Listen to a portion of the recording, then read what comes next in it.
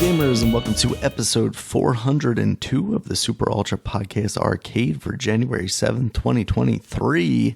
I'm one of your hosts, Daniel Nicholson, and with me is co-host Dominic Stallworth. What's going on this week, Dominic? It's been, post basically New Year's week. Hope everybody had a happy New Year's. Yeah, I had all right one. Busted out the Welch's sparkling Hell yeah. grape. Yeah, that Did was you go good. apple cider or grape juice? I had three of them. I had the cider, I had the red grape, and then I had what's the fucking other one? Then I had just real champagne. Oh no real champagne. I'm not big on champagne. No, I'm not big on alcohol. I am one of the statistics who got hooked on sugary drinks like soda, and I think I'm actually hooked on it. Yeah, those Sprite commercials fucked me. They fucked me over. I saw all those black people, famous people drinking that stuff, and I was like, that's going to be me. I want to do that because people, I'm going to be a basketball player. Yeah. So that now I'm just hooked on it. So, but and alcohol, unless it's sugary, not really big on it. Yeah. I can do without it. Put it like this, I could do without it. Mm-hmm. And same. And I haven't got to that point in my life where drinking to forget things. I haven't got to that point. Calms the pain. Yeah. Because you know what? I have other vices that do that. Yeah. I think that's what it is. I have other vices. That's why you dip into the VR world, Yeah, yep. That's what that's one of them. Video games. That's my vice. All right. So I did edit out the sports from last week because we had a long podcast. Yeah. So, but I kept your wrestling. But again, we're going to get right to sports. So, this is playoff. This is almost playoff time. By the time you hear this, well, the playoffs won't have started, but you would know who's in the playoffs and what the situation is. Like a lot of playoff spots are already done. It's just about the seeding. So, thing is, Monday Night Football. I know everybody heard about it by now. That was a big deal with Damar Hamlin. When the cardiac arrest, falling out on the field. I wasn't watching the game. My sister had called me. She thought I was watching it. Mm-hmm.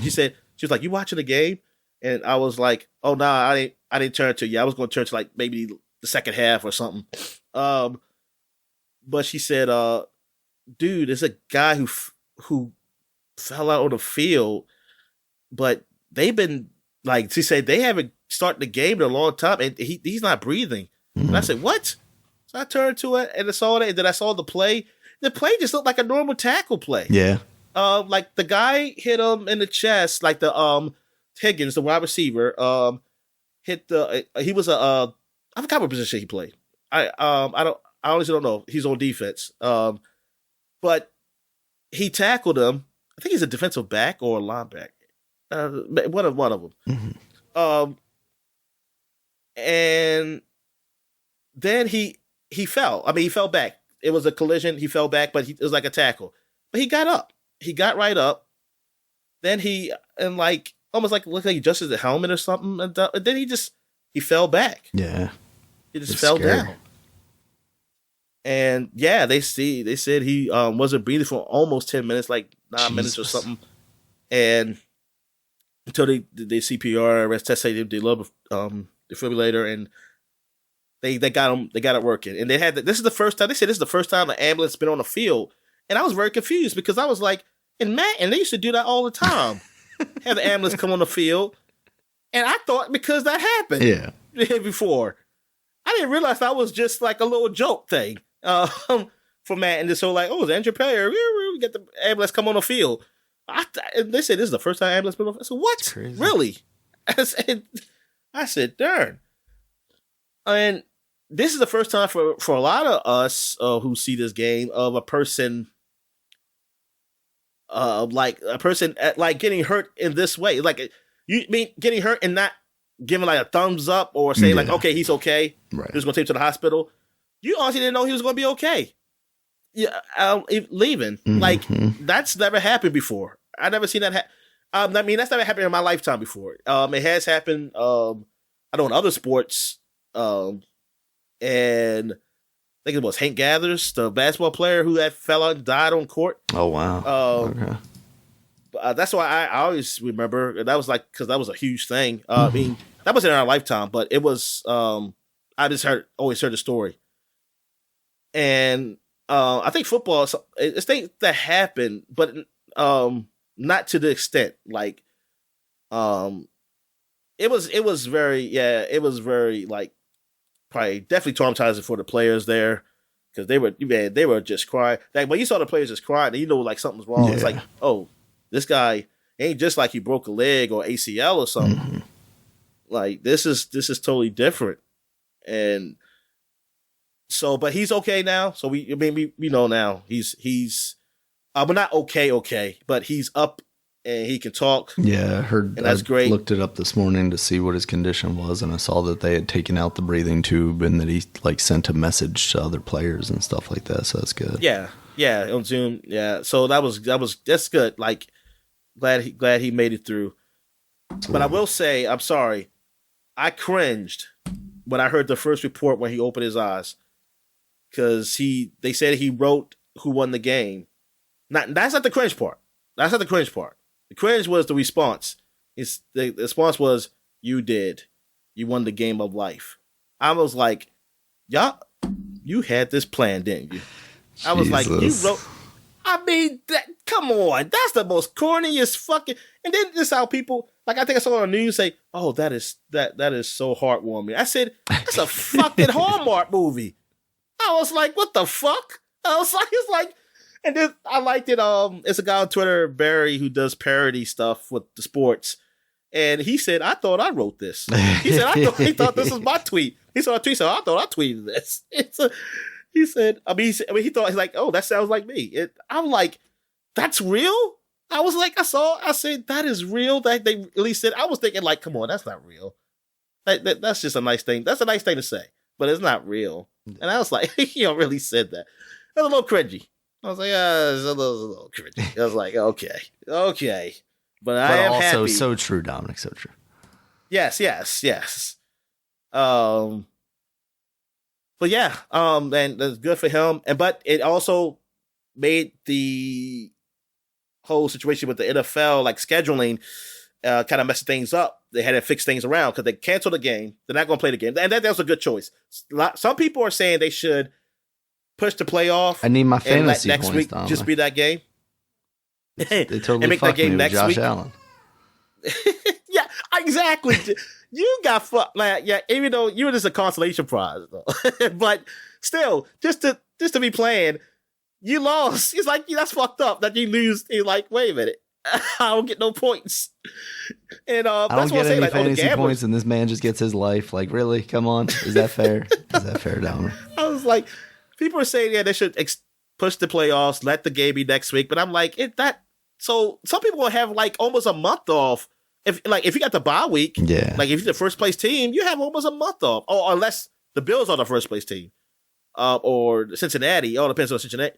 It's just like, just cancel. I think it's the best thing to do. Cancel it. They made it. They're going by like, I guess, win percentage or something like that. But actually, I don't know if they're going to win percentage. They actually are going to go still, like, if Kansas City wins and the Bills win, they'll say that's a tie. And that if they play each other in the playoffs, they'll play at a neutral site. That's what they say. And there's a scenario where if if Cincinnati somehow ties or it's a 3-way tie, whoever meets each other in the playoffs, the neutral site. So they have it situated that way. So that's good. Baltimore does affect the playoffs for who they play. Who's Baltimore playing? Oh shoot! Let's see. Cincinnati, right? Yes. Yeah, Cincinnati.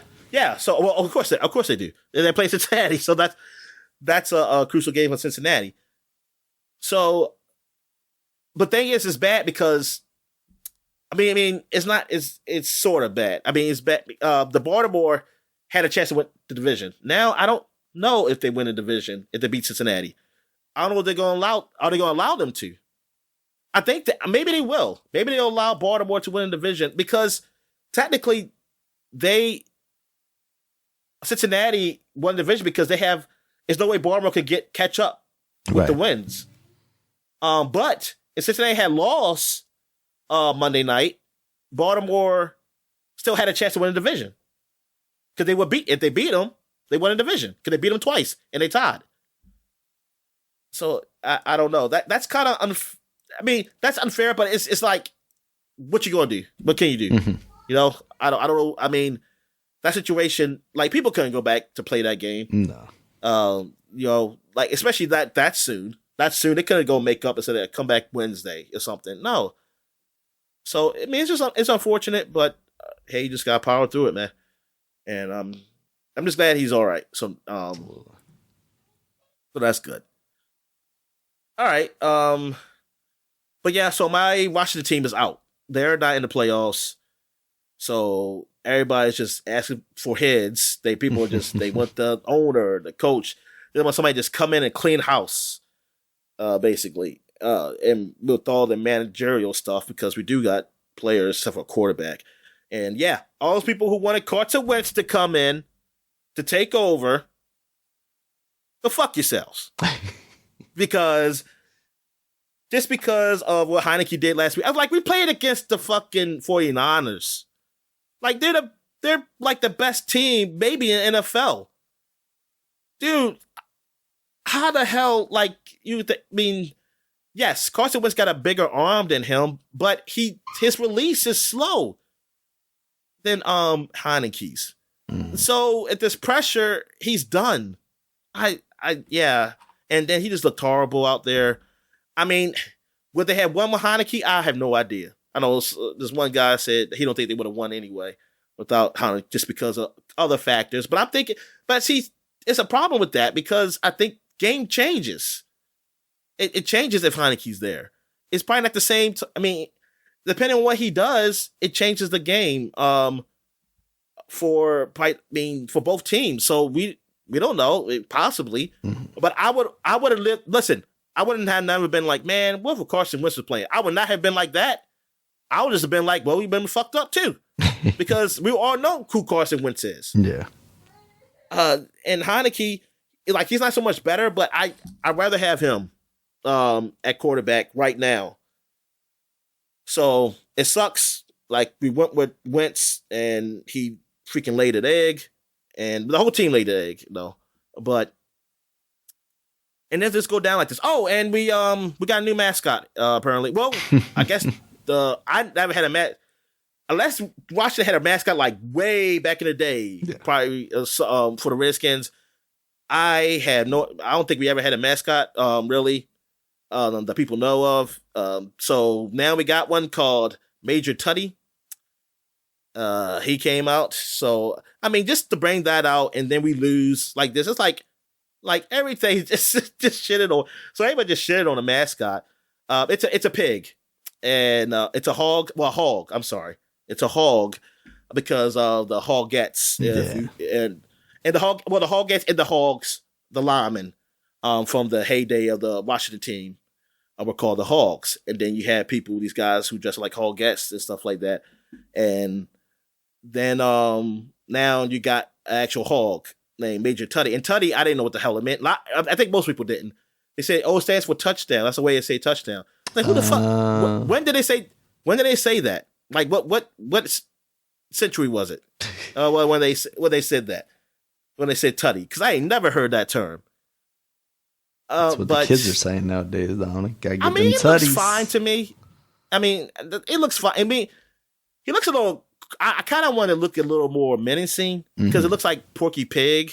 Yeah. Really, it's pretty happy looking.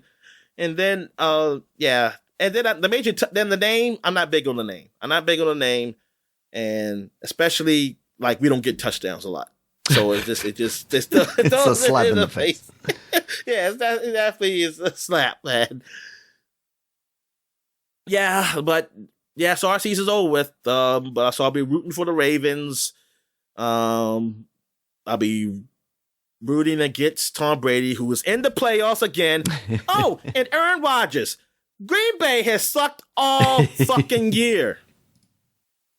I mean, people were just talking about, like, darn, whether they should bench Rodgers and put, like, the other guy in before they can see. What are they going to do? They're going to trade Rodgers? What's going to happen? And Rodgers, once I said, well, I don't think I should be. I mean, he said, like, I don't think I should be put out. Like, they say, do you want to play these rest of these games or something like that, even though you possibly want me to play? So, well, he said, theoretically, we're still in. It was like a long shot. And he was right. That son of a bitch He goddamn right. has proved everyone wrong. And just came through because everything fell into place. Because we had to lose, and then these other teams had to lose or win.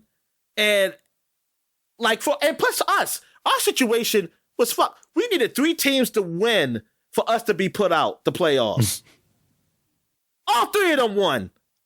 And we lost. And I was like, damn. Ain't that some shit? And I was kind of like, just like some people was like, no, I'm kind of relieved. We needed this. We needed to get this tear it down now. Like just to get rid of it now. Get this pain out now, man. It's like, fuck it. But yes, but Aaron Rodgers. So I'm like, is the NFL just setting this up? What the fuck? They got the 2 old guys might be in the playoffs again. Now, Tampa Bay, it's not really surprising in the playoffs. It's more a surprise of the record they're going to probably have going to the playoffs. They have a pretty bad record, but the whole division sucks. And yeah, so that's why. And thing is, they're going to have home field advantage. They possibly will play the Cowboys. The Cowboys have a chance to win the division now. So they're either playing the Cowboys or the Eagles. Mm.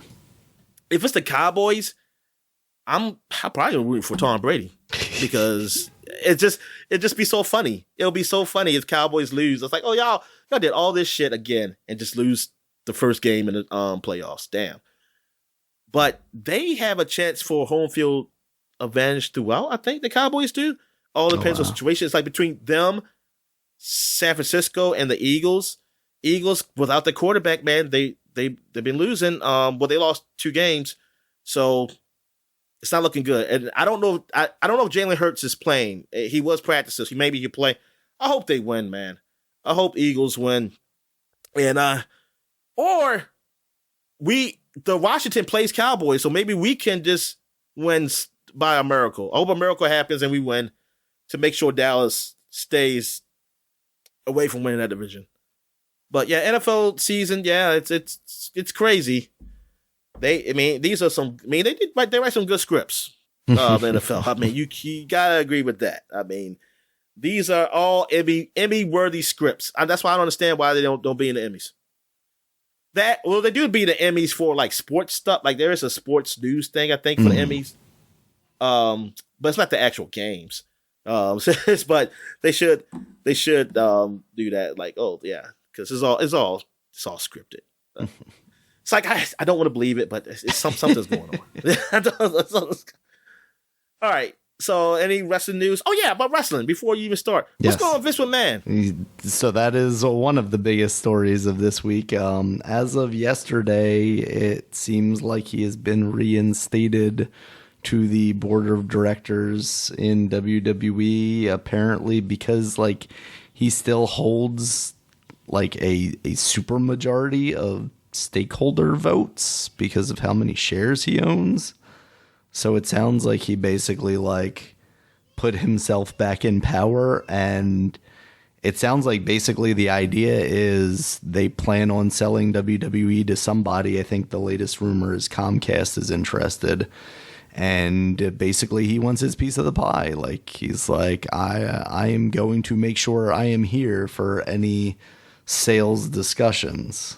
So apparently there was like a talent meeting yesterday, and they said, Triple H is still head of creative control, and Stephanie and Nick Khan are still CEOs or whatever. But it sounds like he is potentially pushing to have himself reinstated as like board chairman or something like that. It's wild, Dominic.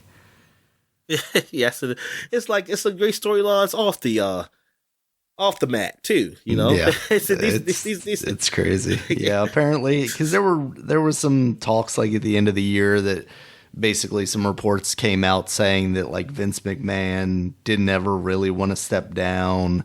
He felt like, some people had given him some bad advice and he was trying to come back to the WWE. I kind of figured he didn't want to. Why the fuck would he want to? I knew. Yeah, exactly. I think everybody knew he didn't want to. Man, very obviously wants to die doing what he loves, apparently. But yeah, but now it really just seems like he's willing to just burn the whole thing down as long as he doesn't get his cut of it. Because I was reading some stuff like, the board of directors, because he also wants to reinstate like these two other guys. So those three would have to take the place of like three current board members. So they could like take them to court or something like that. And then shareholders could take them to court if they thought this move was going to like tank WWE stock, but that could do a thing. It seems so complicated on so many levels, but basically like somebody said, this is like a Succession episode or something like that. Exactly. It really is. I saw a lot of people on Reddit making those comparisons, basically saying like Triple H is Tom and, all that stuff. Yeah, it's pretty wild. But as far as like in-ring product goes, New Japan had their WrestleMania level event, Wrestle Kingdom, and the big story out of that is that Mercedes Moné, who is formerly Sasha Banks, has made her debut there. And she is going to be wrestling for the IWGP Women's title in a couple of weeks when they do a show in Los Angeles. She made a debut where? In New Japan. New Japan Pro Wrestling. Oh, okay. Yep. Oh, that's good. And so there's still rumors about the AEW thing because next week, this big LA show that they're having, originally the, what is her name? She was, Saraya, formerly Paige of WWE, was going to have a mystery partner, and everybody's been speculating that it's going to be Mercedes Sasha. But this week on Dynamite, they said it was going to be Toni Storm. Now, people are still speculating because Britt Baker, her opponent in that match, said that she was the boss of the division and the boss was a Sasha Banks thing, and she even like winked at the camera as she said it. But this is very much not like a CM Punk thing, where CM Punk, basically everybody was within 100% certainty that this show that they were doing in Chicago was going to be the re-debut of CM Punk. Like they had given every wink and nod they could possibly give without just blatantly saying, hey, if you show up, you're going to see CM Punk. That hasn't really been the case with this, and it feels like they have an out by saying, oh, my tag team partner is Toni Storm, because in the interview where she announced this, there were three of them. It was Saraya, Toni Storm, and Hikaru Shida, who was a former women's champion in AEW. And basically Saraya was like, oh yeah, I'm picking the best wrestler in the world, Toni Storm. And Hikaru Shida is just off to the side, just like fuming, like, oh, I'm right here. Like, why are you guys having this conversation?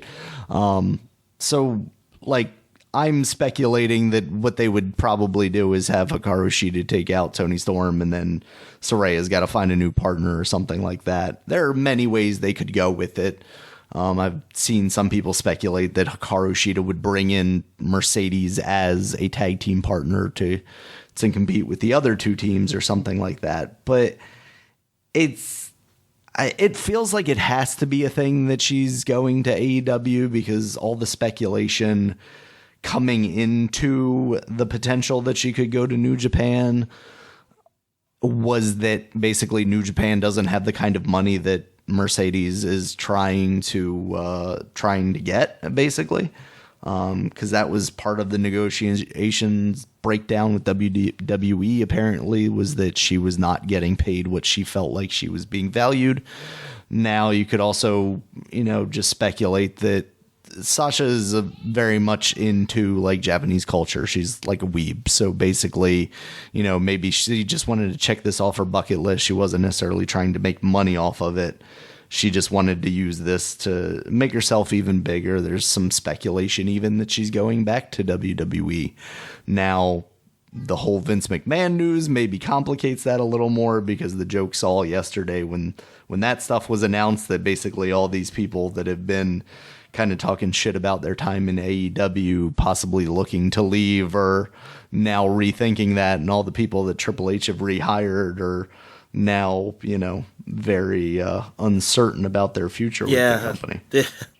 For obvious reasons. I mean, especially if the talk is to sell, it sounded like the whole reason that Vince McMahon was dumping those people originally was basically to streamline the company and make it more attractive to a buyer with, lower expenses and higher profit margins kind of thing. So it's getting a little wild in WWE right now, Dominic. WWE is leading up to the Royal Rumble, which happens, I think, sometime in February. So we're still a little ways out there. That is still really up in the air, because the whole thing for like years now has been, will they get The Rock for this WrestleMania in LA to face Roman Reigns and put him over? Roman has been the champion for like 2 years now, basically. But if The Rock doesn't agree to it, then The Rock doesn't agree to it, and they got to go in a different direction. And it seems like that direction might be Cody Rhodes, because they are teasing like his return. And I think he was on the show the other week basically saying like, I can't make any promises, but wink, wink, wink, Royal Rumble's coming up. So I think there's a lot of speculation there that he may win the Royal Rumble to face Roman if The Rock is not willing to make his in-ring return. I think I'm not huge on like that as a match, but to culminate the story that they have been telling with Roman Reigns, I think that would be a huge moment. And it would be really cool if they have that match and, have Roman beat him. And then you can go on a couple of months later, whether it be at some big event or at SummerSlam, even if you want to wait that long, have someone finally beat Roman and get that shine off of him, basically. Because whoever beats Roman theoretically would be a made man, and all signs point to Cody Rhodes kind of being that person. Now, Cody Rhodes came back in from AEW when Vince was still there, so I don't know if Triple H is just as high on him or not. I don't see why he wouldn't be, but yeah, it's gonna be interesting for the next couple of months. Yeah, starting a new year off with a bang. Yeah, this Vince stuff really just is wild. All right, so let's get into what we've been watching. So you didn't watch anything, did you? Nothing worth talking about on my side, no. Okay. So I watched Bullet Train. It's on Netflix, and it's a movie with starring Brad Pitt. It's also done by the guy who did. Is it David Lynn? Oh, is it? I'm not sure. I don't know how. What is his name? But the guy who did Wick. John Wick. Oh, okay, John Wick movies. Gotcha. Yeah, he did John Wick and David Leitch or something. Yeah, something like that. Yeah, David Lynch's illegitimate son. evil twin or something. Yeah. He's got a goatee. But yeah, so the movie, I actually enjoyed it because I saw the reviews; they weren't like really great for it. But I still wanted to see it because I always had previews for it. So it looked pretty good. Yeah, it looked like it would be fun. Yeah, it is definitely a fun movie. I know the guy from Atlanta is there. He's really British and he talks with his real accent in this one. Okay. He was good. Actually all the characters were good, but some of them didn't really say much. say anything at all, and just fought and died probably. I mean, yeah, they died. They died. But because it's basically like assassins are trying to come and kill Brad Pitt because he's got something that they want, right? Well, it's not really. It's a mixture. Okay. So I don't want to spoil the story. But yes, from the previews, they are trying to kill Brad Pitt. But you'll watching the movie, you'll see it's a whole different reasons. Oh, okay. Like for it, and it does flashbacks. Like it's all like it takes place on the train, or leading up to the train. Like it's still like when they get on the train, it really takes place all on the train. But they have flashbacks so you know what's the origin stories of what these people or how they came to be on this train. So it was good. I think it was fun. It was funny. The action was pretty good. I enjoyed it. I enjoyed this movie. So yeah, I'm glad I didn't just rely on the Rotten Tomatoes or something, and because I probably would not have ever watched it. So that makes me rethink a lot of things, then, because there's been a lot of things I just didn't watch because they weren't good on Rotten Tomatoes. On Netflix, you got Morbius, Dominic. It's right there. You can watch it. Oh God, now that's different. That's different. So I think it's worth checking out. Nice. Not for the kids. There's cursing. Okay. I think how is it rated R? Yeah, it's rated R. Okay. Yes, it's rated R. Yeah, I don't think. Do I see anybody naked? I don't remember. But anyway, yeah, cool movie. All right. I guess we move on to what we're playing then. So, what you been playing?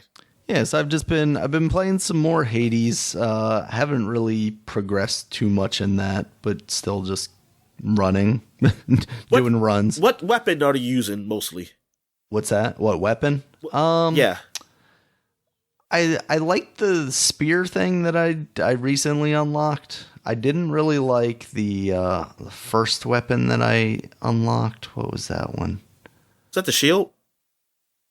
No, not that one. Okay. I don't think so. Yeah, I think that's later, because I think that maybe the shield's later. I'm trying to remember what was the.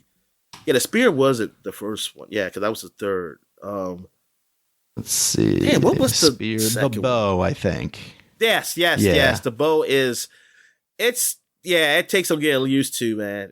Because I was really like, dude, I try to shoot the bow, but then it's like I want to give it full power to get it maximum, but the enemies are coming too close. Exactly. That's my thing. Is like I like the idea of being able to stay ranged and take out enemies from afar, but so many of them just get up in your face so quickly that it feels like I need something to be able to take them out within reach, you know? Yeah. So I think if you level it up, it definitely gets better. Okay. Yeah, so I'm still having fun with that. I still like it, but I haven't spent a ton of time with that. I did play a bit more High on Life. I'm trying to remember like what I talked about last week versus what I've done since then. I think last week I was waiting on my jetpack because they needed me to get a jetpack, but then like it was back ordered or something because that's comedy what I remember you talking about that. Yeah. So I got the jetpack. I played a level with that. I like that jetpack. It feels fine. It's one of those things where it's like, oh, it's got a meter where you'll run out if you try and float for too long. But yeah, it allows you to go some places you couldn't before. The thing that I'm finding now, which I wonder if this is the direction it's going to go, the level I went back into, well, I guess that's it. The level that I'm playing now is basically a level that I'm going back into. And I'm wondering if there's really not that many levels to it. I'm just going to kind of end up re-exploring some environments in a different way. Like, obviously, the jetpack gives me some ability to explore some different areas of the same world. But I wonder if there's going to be a little more repurposing it to it than just, these individual kind of levels for each of these bosses that I'm going for. But I'm still liking that game. It still feels good. It's still pretty funny. You know, I'm not. There's nothing that's really offended me in any way, gameplay or comedy wise. Oh, offended? Wow, is that a thing? No, I'm just saying, like, there's nothing bad here. I don't think the gameplay or the comedy is bad in any way. I think that game, the way it was looked at kind of going into it, I think some of the, like more internet critics were definitely kind of down on it as far as just like the look of it. But I think even a lot of those people had really come around to saying, like, this is actually a pretty good game and it's funny, because I think they do a good job of it being a game. So if a bit isn't working for you, you can kind of walk away from it. If you're the type of person that it's not really hitting for you, the gameplay is solid. And they really don't go too overboard with most of the comedy, like when you're just in a battle or anything like that. It's like I talked about kind of the first week. Like, I honestly kind of wouldn't have minded if I could pump that up a little more. So I think they did a really good job with this game of kind of striking the balance of where it needed to be. I still love that intro, man. I want to play that game with the divorce lawyer, divorce lawyer talking to you. You're the husband. He said your wife, your ex-wife's like all these ex-wives. I don't know what they were, monsters or something. Yeah, that was funny, yo. Yeah, so that's good stuff. I think that game's pretty good. So here's the games I've been playing. The same game, Persona 5. I'm still on the summer break. Still, I didn't realize it was that long, man. And really, it's my fault for making it longer because I'd be putting the cheat on so I could do multiple things a day. Because then I was like, you know what? Damn, I said this summer break is long. But because I'm trying to wait till this girl wakes up to help us, and I already know the story. But said she don't wake up till like a certain day, and I was like, darn, I got so many days to do stuff. But yeah, I've been in that summer break for a little over a week or so, and I think it's like a month in Japan. I think it's almost a month. Yeah, because I think it's like near the end of August. Like it's like the beginning of August to the end of August is their summer break. Man, I can't imagine. They go to school in that fucking hot weather. I wonder if they have air conditioners in those schools. I don't know. But yeah, they're still having fun with that. I also played some of the Thieves. I mean, it's not really play. The Thieves' Den is where the extra stuff is, like the stuff you can, like this is the new thing in Persona 5 Royale is you'll get these rewards for doing something in the game, and then you got this big room where they have trophies or statues or pictures you can that you can unlock and collect and put in the room. It looks really nice, and they have like sometimes you can talk to your friends or something, and they have a little something funny to say. But it's pretty cool to see that. But I look at all the stuff I gotta do. I'm like, damn, man, that's a lot. This is some things I don't know I'll be able to do because I'm just don't feel like it. But I want to unlock everything. I probably can. I think it's in the one of the cheat engines things. It would just jailbreak it. Like you just make it like you got them all. You got all things. But I don't want to get. I think that's going to give me my achievements too at the same time. I don't want to do. I don't. Actually, I don't. It doesn't matter because the achievements mean nothing anymore. They don't mean anything anymore. Yeah. What else? I played because I'm not on my page. Okay, here we are. I'm here. Far Cry 5. I played some more of that. I'm enjoying it. I mean, I'm having fun with it. I did figure out what I could do as far as cheats. What I could do is when I load the game on the my desktop, and then because I'm playing through. Oh, if you don't know, I'm playing through the GeoForce now, streaming it. So I play it that's normally on my desktop. I put the cheats on where for like infinite, like no, not infinite, but like max ammo and max money and max perks, because that's the only ones that can carry over, because the number they'll still be there. It'll be like, oh, you have 9,900 million something money, and you have all these perks, 9,999 perks. So I was like, oh, at least I have that, and then now I'm just fully loaded on, well, as much as I can until I level up. But the perks, all the perks I can get at that moment, I can get, and then I can keep buying ammo, and I bought all the special guns. Well, I ain't buy all the special guns, but I bought some special guns, special cars, and all that stuff. So I was like, yeah, well, at least I can do that. And yeah, I'm still having fun with the game. The flying and the driving, I forgot in Far Cry they still don't do it. They don't make it so they can go third person. Oh, right, yeah. And I hate that, especially the flying, because look, I was in a dogfight, and I was figuring out like, oh, I guess there's going to be a way that guys is going to get right in front of me before I can easily shoot it. Yeah. But no, he got a faster plane. I'm like in this seaplane or whatever, and I'm like, the fuck I'm supposed to do? I was like, I'm supposed to beat this. And so I just landed the plane and just shot with a rocket launcher.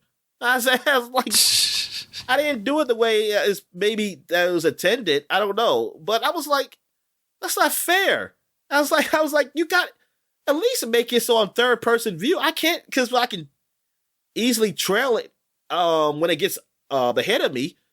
Yeah. But yeah, I don't understand why they don't do that. Why can't it make you when you drive third or fly the plane in third person? Destroys like, immersion, Dominic. But it makes it easy. It makes it fun, a lot funner to play. It makes it a fun game. That's not what Ubisoft's here to do, Dominic. They're here to make fun games. All right. Okay. So in Far Cry, like you get some partners, like AIs that can play with you. You can also play co-op, but they got in this. Excuse me. So you got the dog. That's an AI partner. I think you can lock it to get maybe up to 3. I'm not sure if you get up to 3 or up to 2. That's it. Because I unlocked it to get to 2. I don't know if I can lock it to get to 3. I have to look it up. But I also got this woman's like ex-Marine or something. No, not ex-Marine, but a veteran. Okay, but and she's pretty good. Like she's really good with the shot, like shooting, like especially for long range. I don't think she has a sniper gun though. But she's I like her. Only problem I have is that like when we get into vehicles, she gets in, and if you have a gun mounted, she'll get on the back of the mounted gun. Or once I got on the gun and she was driving, and I was like, oh, I just did that recently, but I haven't never tried it. I was wondering like, hey, if I set it to the mission, will she just drive to the mission then? I'm curious because you can't put it on auto drive if you click a waypoint. But the dog doesn't get in the car. Man, I was hoping the dog would drive. Wouldn't even get in the car though. Does he teleport to where you end up? Because the first, at least, yes, it does do that. But I was like sitting in the car. I was trying to wait. Said, "Oh man, it must be a glitch. She's not getting in." And he can't get in. I was like, "It's gonna get at least in the back, like in the because it's like a pickup truck." Yeah. So what the fuck? I was like. And then one time I think I ran over by accident, and then I had to go up there and revive it. But Jesus. yeah. And when they die, well, they're not really dead, I guess. They take a time to revive. Like if you don't revive them in time, they have a timer where you can call them again. But yeah, I was like, what? How do you not make it so the dog can get in the car? It's like, dude. You know what? And it's probably, I bet you there is a mod for that, and that for so you can do that. I'm sure there's probably a mod for that. I hope there's a mod so the dog can drive. Yeah, it's and probably shoot the gun on the back.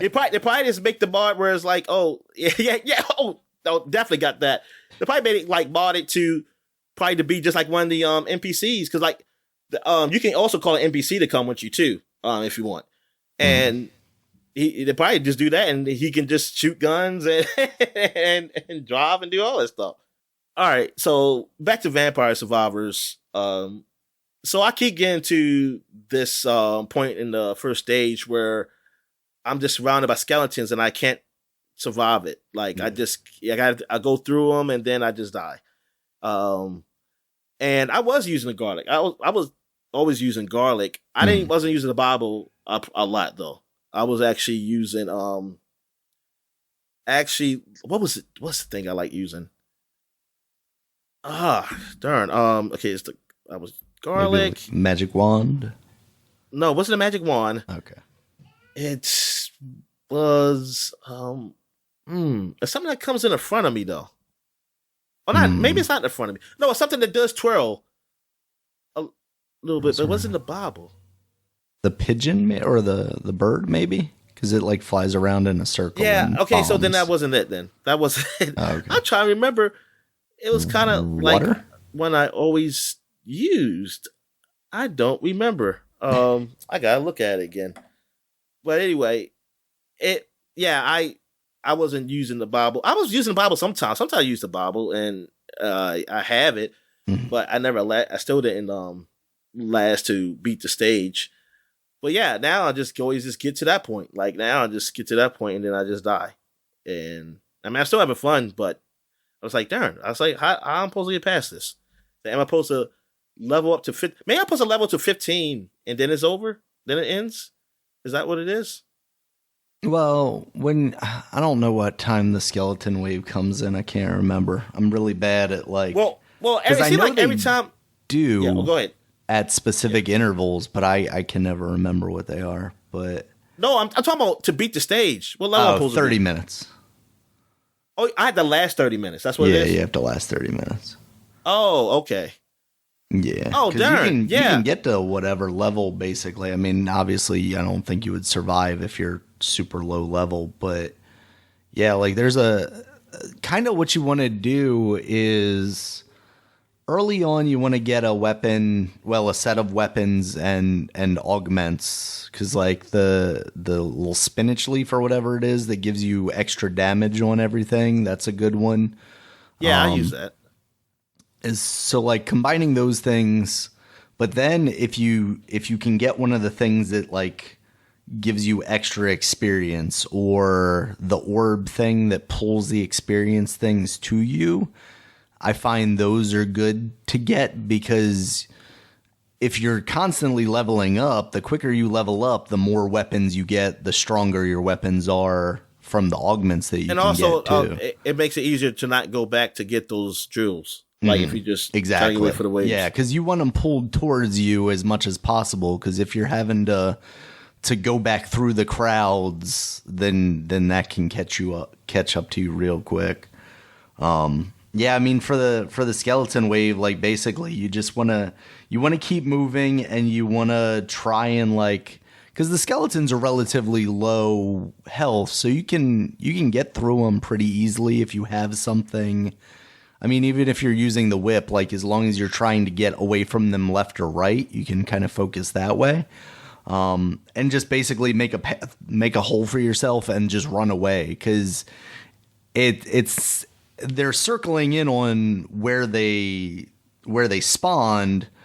But like if you make a hole in that wall and get through it, it's not like there's another wave circling in on you from all sides. They're still just kind of to the left or right of you, or wherever you escape to, they're in that opposite direction. So really it's about crowd control and trying not to get surrounded, because that's the death of you even in the later stages, like the later levels as you get closer to the time limit. Because you'll get to a point where you can basically just stand in one spot and people can't get near you, but it'll still get to a point where by the end they're putting in enemies that are such high levels, take so much damage that they can still, with enough of them, break through your your shield area, your shielded area, and get to you. With that, I can't. There have been at least 3 or 4 times now where I'm just kind of in like chill mode because I'm in like minute 29 and just counting down the seconds until the end. And all of a sudden I got overwhelmed because I didn't keep moving and I died at like 29:40 something. And I'm like, I didn't beat this level just because I made a stupid decision there. So, yeah, I mean, moving is definitely one of the constants. I found in that first level, my thing would be like, go north while kind of letting everything behind you get killed. You know, the weapons I like the most, like I told you, the Bible, because it kind of gives you like this area around you, especially as you get it leveled up more, and if you can get like the item where it's like it throws out additional projectiles. The garlic. I also like the water, even though it's kind of random. It does give it kills enemies kind of off to the sides of you, so it opens up things for you. Like it can give you openings that you maybe aren't focused on. So it's kind of like, oh, hey, this dropped over here. I can run in that direction. That's the one I like to use. Yeah, the water. The water, yeah. The water is good. Well, I call it blue fire because I thought that's what it was. What else do I like? I like the magic wand because it aims towards whatever's near you. So, like, if you're walking in a direction, it's usually firing in that direction, which also opens up a hole for you. I'm not super big into the knives because even though they shoot in the direction that you're facing, a lot of times I'm trying to run away from hordes of things and it's shooting towards nothing. Yeah, nothing, yeah. Same with axes. I don't really like them because they're kind of directional. They're just shooting up above me. So unless I'm walking upwards, that's not helping me. But if I'm walking upwards and I'm shooting axes upwards, I'm not necessarily getting those gems because I'm walking away from them unless I have the orbs to bring them into me. What else don't I really like? Trying to think if there's something else. Lightning, I think, is all right. That might be one that's not necessarily unlocked yet. I'm trying to think because there are some that like I haven't even unlocked yet that I've read about. Because there really is, like, that's the crazy thing about it is, like, you come into this game and you're like, oh, this is kind of a cool concept, but then it really, like, unlocks, and then there's, like, these levels to it that, you know, even I'm still just beginning to explore, because I haven't gotten that far into it. But, yeah, it's really about, like, I'm sure, like, every weapon is valid, you know, but for me, those are the weapons that I've liked. You know, once you kind of find a weapon and level it up and see the way it works, I think you get a better understanding of the way, like, it'll help you play the game that you want to play. But for me, it's about just constant motion, and in that first level, it's about kind of doing circles, because you're gonna leave gems behind, because if you don't, you're going into enemy territory, basically. So for me, it would be about, like, killing people, or, you know, having things like the water kill things behind me while I'm moving around, and then I can circle back and get those gems eventually. You know, not making too big of circles, but that way you're kind of getting those crowds to follow you, and they're moving away from those gems, so you can kind of sweep back into that area where all the gems were to level up pretty quickly after that. Okay. Yeah, I'll try that next time I play. Yeah. We're not having a flashback segment because there was no games that came out this week. No games worth mentioning come out this week in the past. So we're going right to gaming news after break. And we're back. So let's get to the gaming news. So what we got? All right, Dominic. So CES happened this week. That's the Consumer Electronics Show, or whatever it's called. Usually it's not too much video game focused. It's usually like graphics cards and stuff like that. I think you had news about like the 4070 series coming out and whatnot, which people are unhappy about because it's basically the 4080s that they were trying to sell at slightly lower prices or whatever. But one of the things that came out of it was Sony announced that they're releasing a new PS5 controller, an accessibility controller, the same way that the Xbox had previously. This is called Project Leonardo, and basically it's kind of a disc-shaped thing with an analog stick on it that you can set flat on either like a table or a wheelchair tray kind of thing. And it has all sorts of button inputs that you can use, but it also allows you to plug in the small little headphone style jacks like the Xbox one did.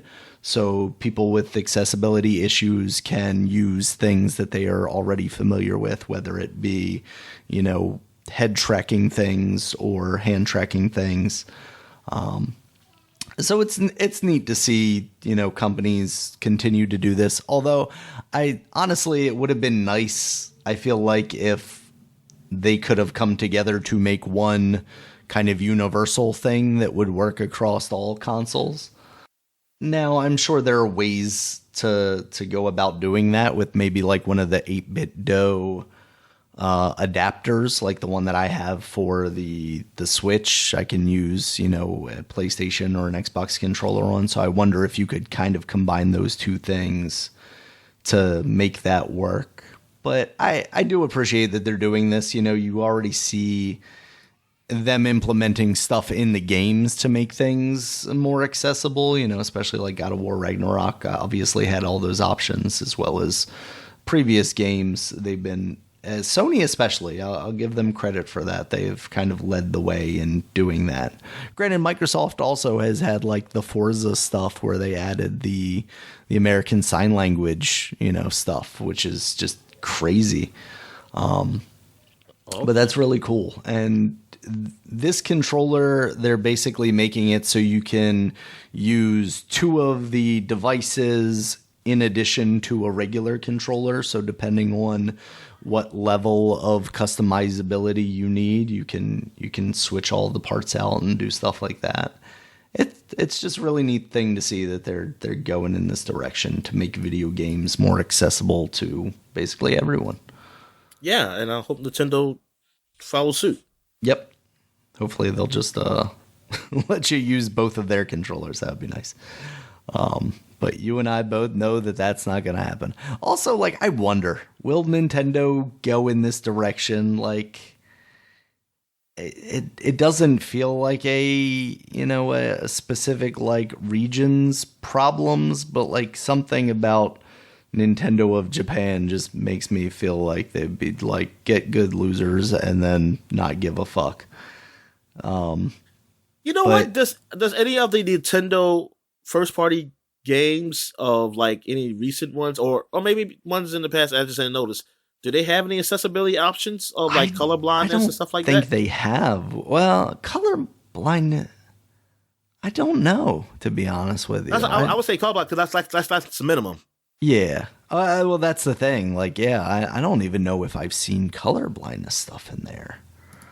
Let's see, because like Splatoon would be the perfect thing, right? So let's see, Splatoon color blindness,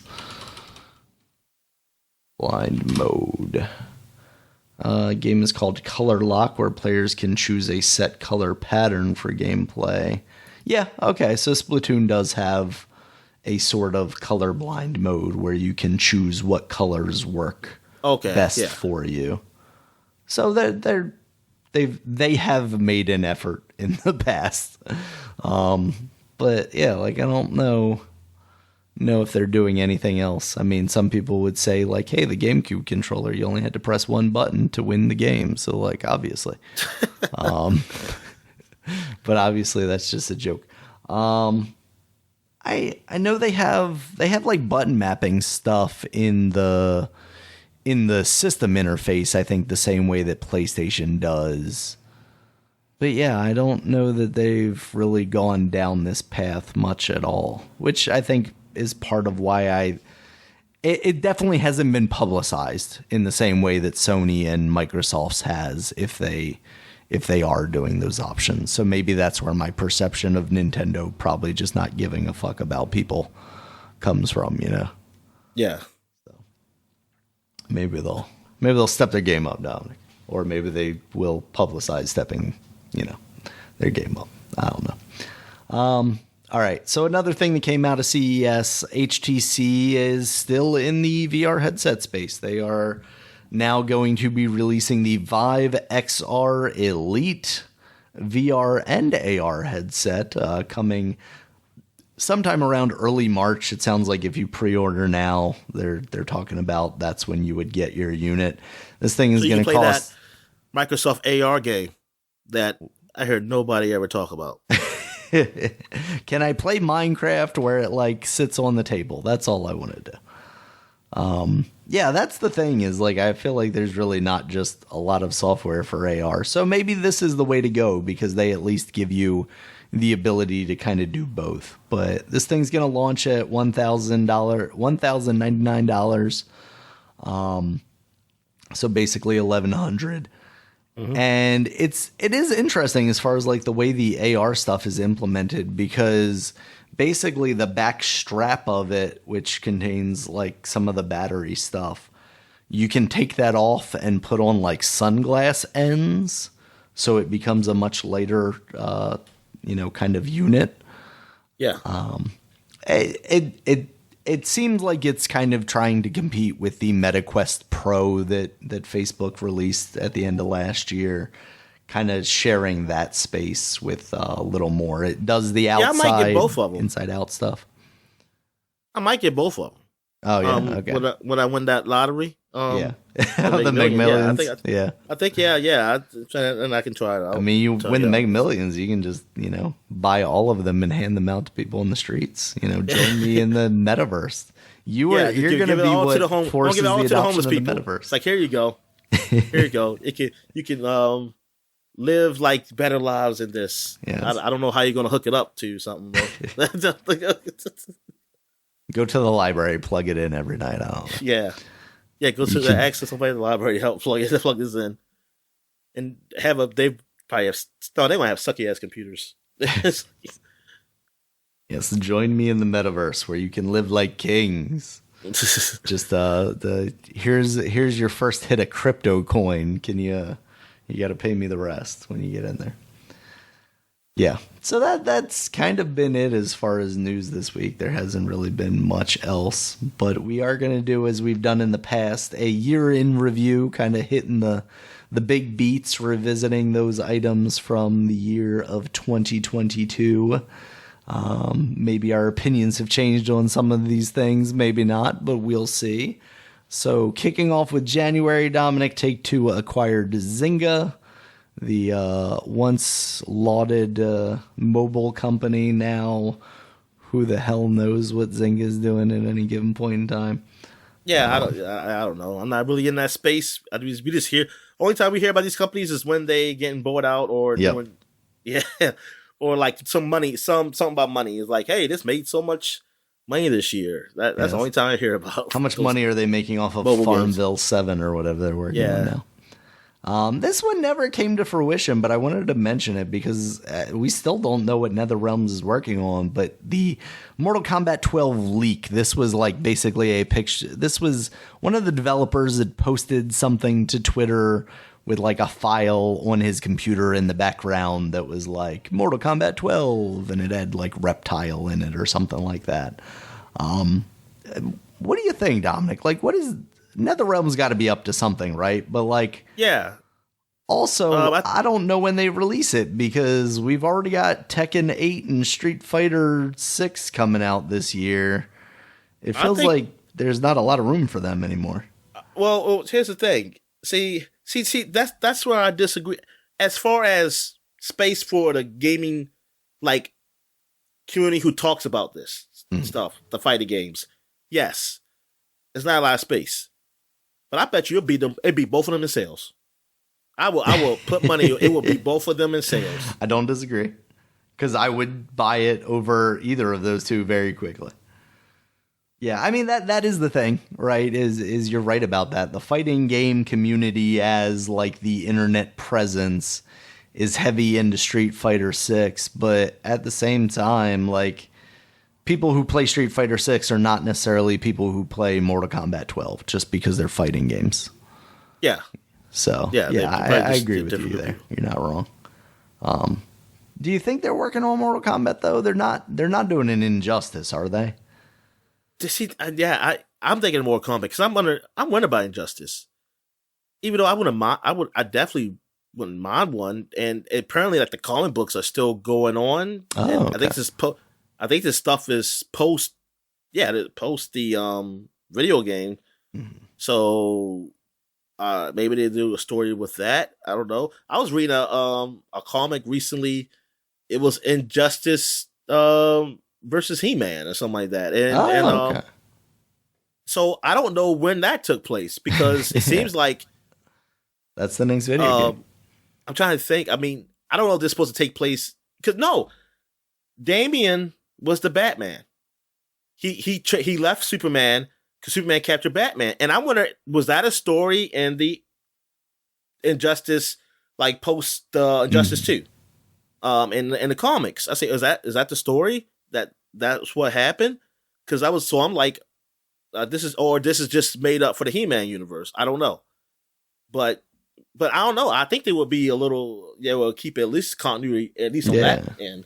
So maybe, at some point, Damian comes over and he becomes Batman because Batman is captured by the Justice League. The Injustice League. Injustice League. The Injustice League. I don't know what they call it. I forgot. They call something, but I forgot what it's called. Yeah. Yeah, that stuff is neat. I mean, we do know that they are working on a Mortal Kombat game. They're working on that mobile Onslaught game. Yeah. Which is disappointing. yeah. But there's got to be more to it than that. I just wonder how much of like whatever they were working on, if they were working on an Injustice at one point, if that got, thrown into chaos because of all that Discovery, for some Warner reason, Brothers stuff. I just think they'll be Mortal Kombat. It's going to be Mortal Kombat. Yeah. I mean, it seems like the safe bet because, when there was talk that they were going to get sold there for a while out of Warner Brothers. So if you're not sure if you're going to be in the same company with the license and you're not going to be able to get that license necessarily, then you might as well work on your own property first. All right. We also saw the announcement of the PSVR 2 in January. And big news, Dominic. This is when it was announced that Microsoft was intending to acquire Activision Blizzard. So what was it, January? Damn. Yeah, I couldn't remember like if it was last year that this had first started and we had already kind of talked about that as part of that year in review or not. But I was going through and I was like, oh yeah, that happened. It feels like it was so long ago. I mean, it kind of was. It's been a year now, but it also kind of feels like it's been over a year because we've just been talking about it so much. Yeah, exactly. And it hasn't got done yet. Nope. And I mean, not to say it should have been done now, but it's just that be roadblocks in a way. Well, trying to be roadblocks in a way to this acquisition. We'll see what happens. Yep. Speaking of roadblocks, Dominic, in February, we found out that Sony, out of their pettiness and spite, bought the developer of Halo, Bungie, because they were so angry about this Activision Blizzard thing. That it really makes sense now. Jim Ryan complaining about all this stuff. That was the move. He was like, you know what? I can't believe you guys are doing this. You're going to take Call of Duty away from us. We're going to buy the people that bought your biggest game, that brought you your biggest game. But at the same time, like, why aren't we talking about that then? Like, they have a developer that can make a first-person shooter that could replace Call of Duty on their console. Yeah, some people do mention it. But I think they said Bungie has a control, really. Like, they have more control than... Yeah, it does feel like a weird relationship, because, like, they're owned by Sony now, I'm under the impression, but also they basically operate as their own thing still. I wonder if was that how Blizzard was with Activision? How was that? I don't know, to be honest with you. I think originally that was, and that's what I'm saying. Originally, that's what originally. Yeah, and then that started to like encroach more, and that's because once Call of Duty came on fucking BattleNet, battle on that, and then Crash. I think Crash is up there too. But it ruined it. It ruined it. It's like I don't know. I have no idea. I mean, I think they will say it's probably the Activision people, the Blizzard people who are Blizzard fans will probably say, "Oh, they ruined it before that," but then it's made it worse. Yeah. All right. Next up in February, Dominic, Nintendo announced the sunsetting of the Wii U and 3DS digital shops. That's still coming up in March 2023, but basically, if you have not already added the funds to either of those shops, I don't think you can do anything there at this point, because I think unless you can buy, you might still be able to find like digital cards at like a GameStop or something that they haven't already. I still buy like Zelda. Yeah, I can't buy Zelda, the Wind Waker HD or. God, see, that's Dominic. It's just a shot in my heart, because like, why is that not on the Switch? We're gonna do this again. We're gonna relitigate this. Why have they not put that game out on the Switch? It's one of the few Wii U titles that they have not yet put out on the Switch. And it just feels like Zelda is coming soon. Like Tears of the Kingdom is coming soon. There doesn't feel like there's much time for them to release either Wind Waker or Twilight Princess on the Switch before that happens. And I don't know if they're going to bother after. Unless they're going to be like, hey, as part of our next generation Switch, we're bringing these titles over. But then they're going to be selling like $70 games that are just ports of Wii U games, because they're going to end up raising their prices. Oh, yeah. I hate all of this, Dominic. Give me that shit. Otherwise, it's going to get pirated. That's all I can say, Dominic. Like, they're just asking for people to pirate their games. I mean, between that and like Pokemon running like trash on the Switch, but like running better on an emulator, like you're just asking for people to look into these things. I'm not saying like it's gonna force people to do it, but it's not even a money thing. It's just that you're not letting people have access to it. Yeah, that's what we've learned from like iTunes is like, if you make things accessible to people in an easy, like competent and clean way, they're not going to risk like downloading shit through Napster because they could get a virus, when they can just give you like $1.29 to buy the song that they wanted. So like the same applies here. If I wanted to play, I mean, that's how it was like before they brought the Super Nintendo stuff on there. It's like, okay, I want to play Super Metroid. Am I going to like search out a 3DS where it was included in the ambassador program, or, well, I don't know if that was one of the ones. I think that might have been just Zero Mission Fusion, but same still applies. Like, am I going to have to search one of those things out? Am I going to have to buy a SNES to play Super Nintendo games? No, I'm just going to download that shit on my computer or my phone. Like, come on. That's why it's important for them to try and preserve this stuff. But like, if they want to make money, also just put it on your system so we can play and pay you. Jesus, Dominic. Yeah. So that stuff is shutting down in March. So get it while it's hot. Get whatever you can. Next up, Epic acquires Bandcamp, the website where, artists would upload music, and it seems like, that could be a part of their play to do Rock Band stuff, to do Fortnite stuff. It really feels like Epic is trying to make a move to like, hey, if you want digital concerts, we can make that happen for you. It's a stupid buzz term, but I feel like if there's anyone that is doing like God's work to bring about the metaverse, it really is Epic, like in a way that Facebook is not, despite the fact that they went out of their way to change their name to Meta. Yeah. Fortnite in a lot of ways is the metaverse. Like, every character exists in Fortnite. There's concerts that people attend. There's movie screenings that people attend. You can go in there and watch Dragon Ball Z from time to time. Like, they really are just doing like the most for making people want to live in the VR space. Well, not the VR space, but the video game space, basically. Also in February is when Pokemon Scarlet and Violet was announced, which was kind of surprising considering that we had already, we were already getting Pokemon Arceus for that year, which was a open world 3D thing. That's what I was able to find. Oh, wait a minute. We didn't say know the names of them. We knew a Pokemon game was coming. Oh, is that what it was? That we knew that the next Pokemon game was coming, but it wasn't? Yeah. Oh, okay. We just didn't know what it was. Yeah, we didn't know what it was called. Oh, okay, got it. That makes more sense. Because I thought we knew that Arceus, another game, and Diamond and Pearl were coming out. Yeah. But when I searched for it this morning, they said the announcement of this game. I think they announced all three. They didn't announce what it was for Scarlet. Gotcha. That makes sense. All right. Yes. So the names of those two games were announced there. In March is when the war in Ukraine really started to heat up, and as a result, Nintendo delayed indefinitely the Advance Wars game that they were going to be releasing on the Nintendo Switch. And they have announced when they're going to bring it? Nope.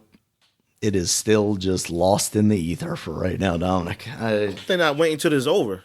The Ukraine war is over. If they are, we are never going to see that game, it feels like.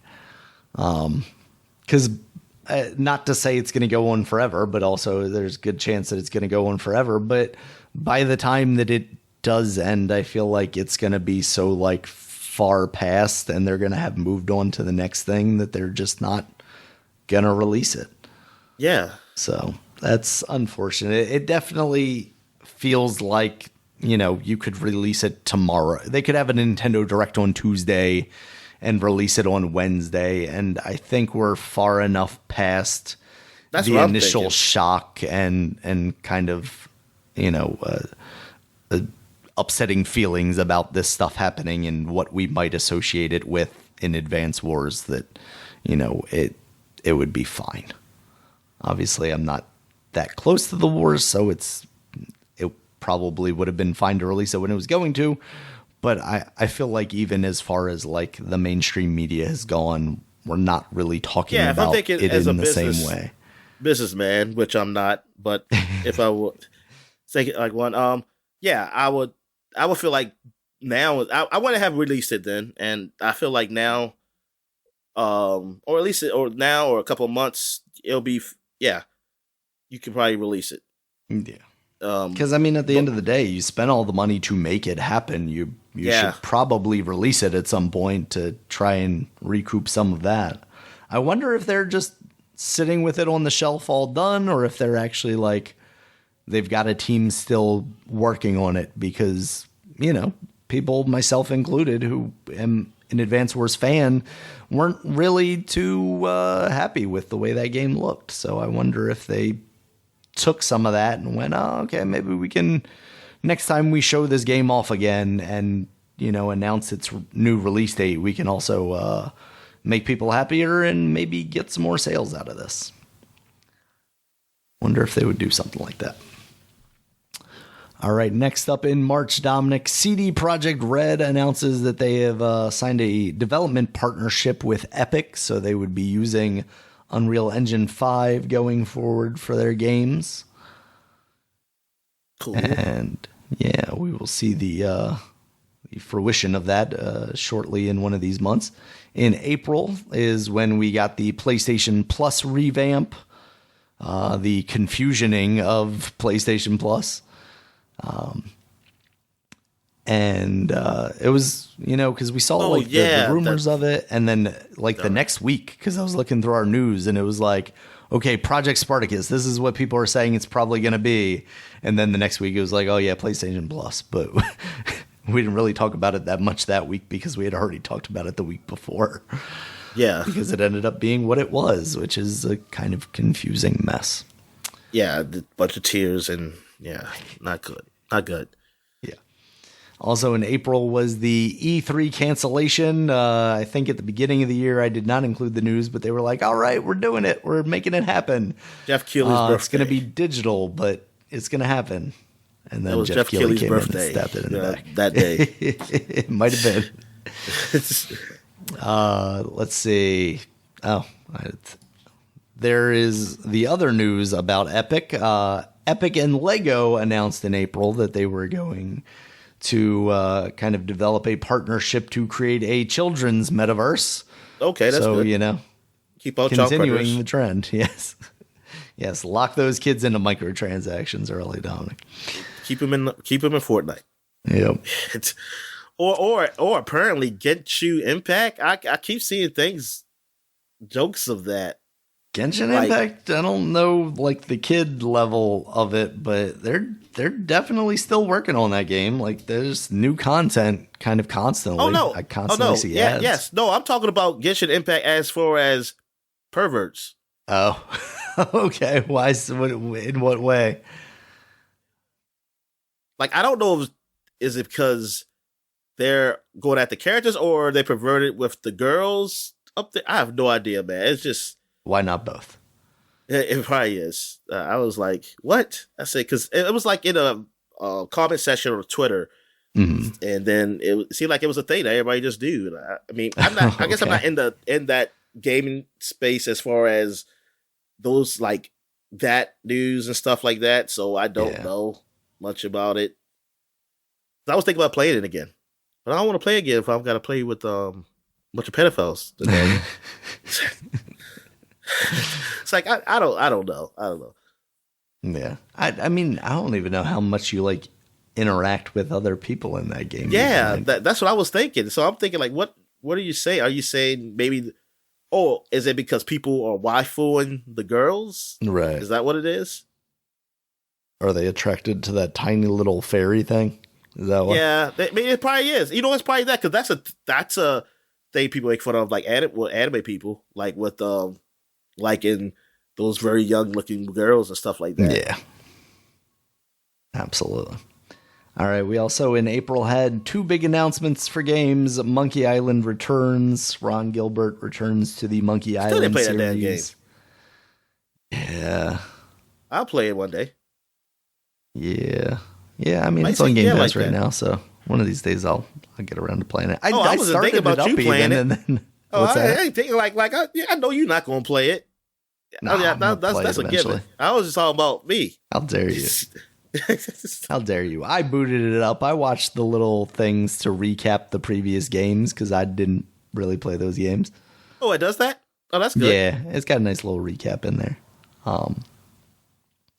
Yeah, and then Kingdom Hearts 4, Dominic, for coming on the Unreal Engine, making sort of look the most real.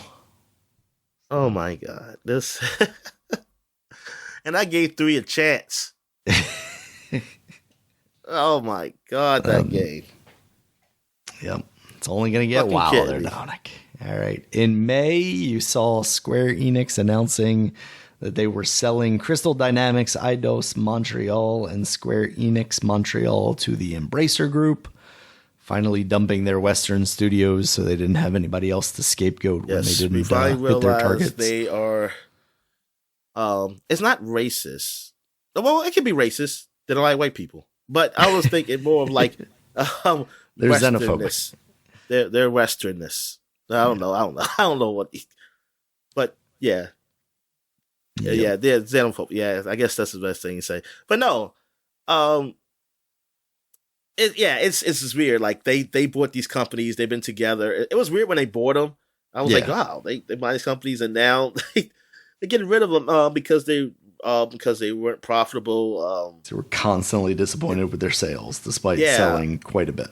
Which, I mean, I guess maybe it's a situation where they spent a whole lot of money on those games that they had to sell more.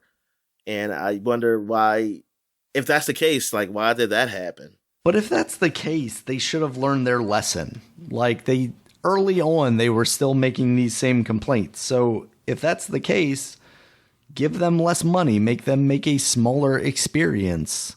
And you know what? I'm curious, Daniel. What's the pay for these companies compared to a Squaresoft in Japan to their employees? That I have no idea. I mean, I know you don't, but I'm just curious that is it like how much is spending? Like, is the spending really that bad, or is just that they just not used to paying? Like, they don't expect that to be that much. Yeah, Western labor rates, basically. Yeah, that's an interesting take. I wonder. It's like in health insurance. I was joking. No, it's like that's exactly. Yeah. Wait, we got to pay health insurance for this Crystal Dynamics studio? Yeah. Because Crystal Dynamics is in like California, right? They're not in Canada. I don't know. Yeah, they're in Redwood City, California. Okay, they're in California. Yeah. It's like, what the hell? Welcome to America. All right. Also in May, Dominic, EA dropped FIFA. They were like, you want to extort us for ridiculous sums of money just to use your name? Nuh-uh. We're going to be the football club from now on. So there you go. Which is what they want to call Washington, some people. The Commanders. The branding would be very confusing, Dominic. Why is EA releasing a game for the Washington team? But yeah, I mean, it doesn't matter to me because I'm not big in soccer, so yeah, and they're still making deals with like all the teams, so all the teams and the players and stuff are seemingly still going to be there. So it really doesn't seem like it matters too much. All right. Also in May, Starfield and Redfall were delayed until 2023. Oh, this was a sad day. And a happy day for the Sony fanboys.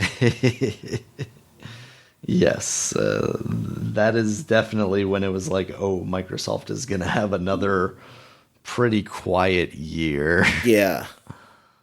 So. I mean, deservedly so, the criticism. I mean, it's like, dude, y'all have been having these quiet years. You got all these studios. Yep. Can we get a game? You can have Deathloop. But technically, Pentiment. Some of these studios had put out games that just sucked. They were like, but the future game is going to be better. Like they put, and it sucked. But Grounded was not what I wanted from Oblivion. Yeah. But Grounded, I mean, I guess it's doing well. I mean, it's finally out of the beta. Yeah, it's out of beta. I've heard some positive talk around it. Yeah, I have. I mean, it's pretty good. It's just that's not what I want, and it's not. It's like I'm looking for either like some big RPG, which I mean was going to be the sequel to what's it called, Outer Worlds. Outer World. Yeah, they're doing that. They're also doing that Avowed thing, which looks like Elder Scrolls basically. Oh yeah, their take on that stuff. And then it was another. The Ninja Theory. They did that freaking multiplayer game. Yeah, the Melee one, right? Yeah, that. I wonder if I go in that game, can I get a match? I highly doubt it. It doesn't feel like it. Like they had, because I mean, maybe that was already in the back burner or whatever. I don't know, but it just seemed like that's like, I really can't wait to. It's like, is this supposed to hold me over to your next game? Because this definitely sucks. Yeah. Meanwhile, we're still waiting to hear anything about Hellblade 2. Like, that is a game we thought was going to launch with this console. And here we are. Still nothing. Just nothingness. Microsoft definitely needs to take 2023 and get their shit together here. It can't just be promises of, oh, well, now we've acquired Activision Blizzard. Look at the Crash Bandicoot game we're going to make in the future. And we're bringing Tony Hawk back. And it's like, yeah, when? In 2029? Like, what are we doing here? All right, Dominic. In June is when we got Jedi Survivors, the next Star Wars Fallen Jedi situation. That was announced then, as well as Summer Games Fest. The Summer Keeleys happened, and you had announcements of things like Resident Evil 4 remake, Last of Us remake, Street Fighter 6, Final Fantasy 7 Rebirth, Crisis Core remake, remaster. Okay, those were what's kind of the big ones there. Is not Crisis Core. So what's Rebirth? Rebirth is the next in the remake line. Oh, okay. Yeah, so it's remake, Final Fantasy VII remake, then Final Fantasy VII Rebirth, and so then we got announcements of 3 remakes that just didn't have to happen. Like Crisis Core, Last of Us, and RE4. Crisis Core, I'll at least give them because that was the thing that came out on the PSP. So, like, to give the people more ability to play that, I would say like that one's okay. But that story, I mean, I thought they were just changing the story, so I was like, fuck it. Right? Yeah, that's true. That is true. How does Crisis Core fit in with? I mean, it still fits in the original story. I think the past is still the same. It's just from Midgar on is different. I guess that makes sense then, yeah. But I'm just thinking like you didn't have to do it though. I was like, fuck it. No. It's like don't. But anyway, RE4 may remake. Last of Us definitely. I mean, good God. I mean, did it? Last of Us definitely did. When I heard them talking about, I was listening to a podcast and they were talking about how the 10th anniversary of The Last of Us is coming up, and I was like, my God, man, we didn't even make it 10 years before they felt the need to remake that game. That is just so absurd. Not even factoring in that they also already did the remaster of it as well in that time frame. And that's what Resident Evil 4 is like. If they didn't release it like a billion times since the GameCube, this would be really. I'll be really. I mean, I'm still excited for it, but not as excited. It'd be like, oh my God, yes. They're remaking one of the greatest games. What are they going to do? Yeah. But at the same time, there are so many games in that series that come before that game in the timeline that could use the new coat of paint in a way that game doesn't quite yet need. You know, it's just like, why are you jumping to this one? Are you worried that, you blew your load with 2 and then 3 sales kind of dipped down a little bit. So you're like, maybe we're not going to be able to milk this entire franchise the way we thought we were. So let's just jump to the moneymaker before people get tired of this stuff. That's what it feels like to me now. You know what? That's probably what it is too. Because I really would like a Code Veronica and Resident Evil 0 remake. Yeah, I would have liked to see 0 definitely. And Gun Survivor remake. I really like that. Put that in VR. I was gonna say, you do that in VR. That would be cool, actually. Yeah. All right. So next up, we move into July. Dominic, the ESA announces their partnership with Reed Pop, the people that help coordinate PAX. I always think of Lollipops when I hear them. To make E3 happen again, so E3 could potentially happen this year, 2023, with in-person event. I know they're doing PAX this year, PAX East. So if they're able to do that, I don't see why you wouldn't be able to pull off a show in June or July, unless things get real bad again. You also saw in July Multiverse's launch. Yep. So that game came out of its Brothers kind of killer. Beta. Yes. You also had Lollipop Chainsaw, the remake, announced. I mostly put this on here not because it's a huge thing, but because I kind of keep forgetting that was a thing that was actually announced. I forgot it was announced too, Daniel. Yeah. But I think at the time too, we were just talking about Lollipop Chainsaw too. Coincidentally. It had been like the week or two before that we were talking about it. And then I think the week it got announced, I actually missed it during the news. But I wonder what that ends up being. Like, obviously it feels like obviously that James Gunn won't be involved in it really now that he's got his, top of the table seat with DC. It seems like he would be a little too busy to worry about whatever's happening with the video game. And I know there was already talk of the licensing for the music and stuff, so I hope they're able to pull that all together. Margot Robbie is giving the voice, right?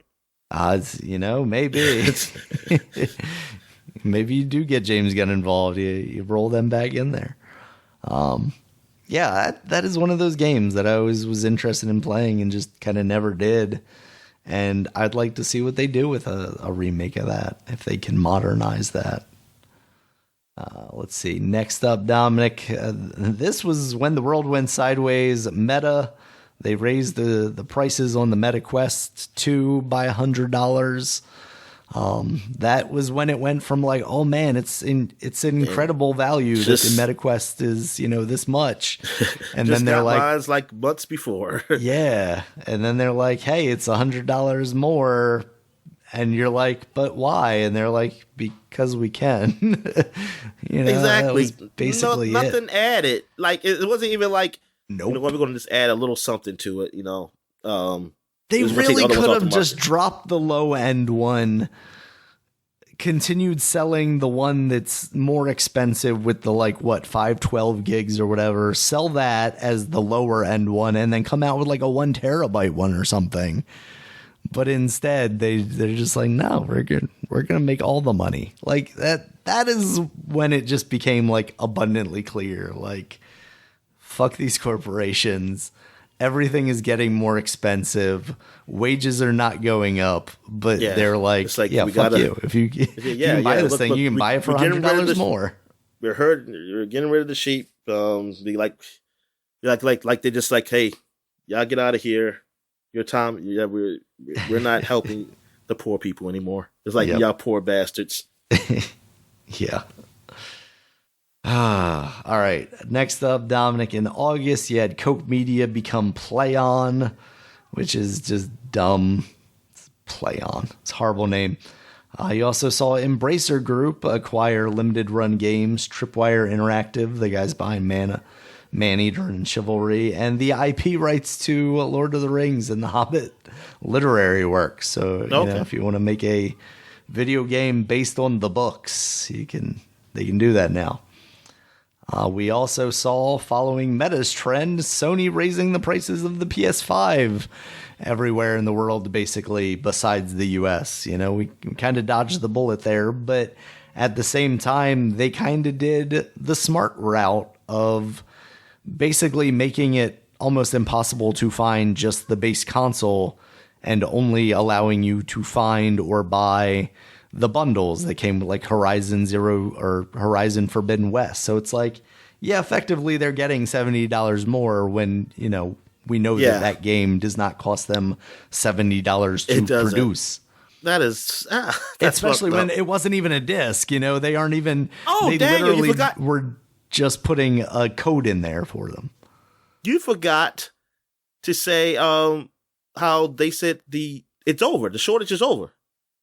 Oh, yes. They made that announcement. They did. I saw that. Yeah, they basically, was it Jim Ryan that said it? I don't know who said it. Yeah, I think I might have saw that's where it came from. But yeah, basically saying, yeah, you can walk into a store and buy a PlayStation now. But that's not true. No, it's not true. I wonder, can I just go to PlayStation Direct right now and order one? Someone said, well, at the time, somebody said they tried. Okay. And it's still a waiting list. But yeah, go ahead. Because I will say, during the holidays, it seemed like they were pretty prevalent. It was relatively easy. Yeah, it looks like you can just order a God of War Ragnarok bundle right now. You can't just buy the consoles, and you can't seemingly buy the... well, let me check. Let me just make sure I'm doing my due diligence here. Okay, you can just buy the console. It's weird that the disc one says just add to cart, but the digital one you have to sign in to buy. So I don't know what that's all about. But it seems like Sony is able to at least offer you a console in America right now. I still don't know that if you walked into a store, you'd be able to walk out with one, but I also don't find myself in stores very often. So I can't speak to that. They don't sell video games at Aldi's? No, they don't. No. I wouldn't be surprised.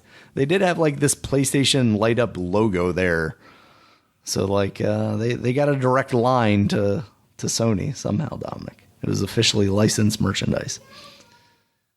I would not be surprised if I saw like the games you would find in a bin in a Walmart or on an end cap at a Target in an Aldi one day.